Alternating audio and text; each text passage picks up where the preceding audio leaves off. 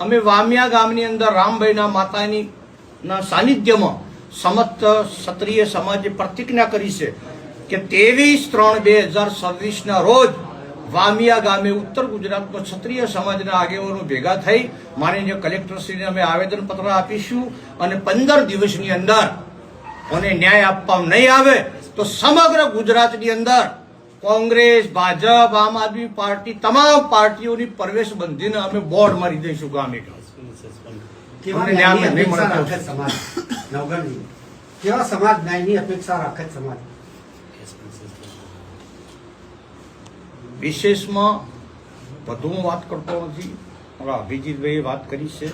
કાયદાની રીતે અમે લડીશું, ન્યાય મેળવીને જંપીશું અને આ કૃત્ય એક ગુજરાતમાં ક્ષત્રિય સમાજને દબાઈ દેવા માટેની જે ફોર્મ્યુલા ચાલે છે એ ફોર્મ્યુલાનો પર્દાફાશ અમે કરીશું અને આખરી દમ તક લડીશું.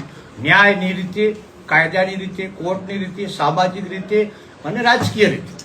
પોલીસે 18માંથી 10ના બાયોડેટા આપ્યા છે કે આટલા ગુના છે. એમના સામે ગુનાહિત ઇતિહાસ. વિશેષમાં વાત મારા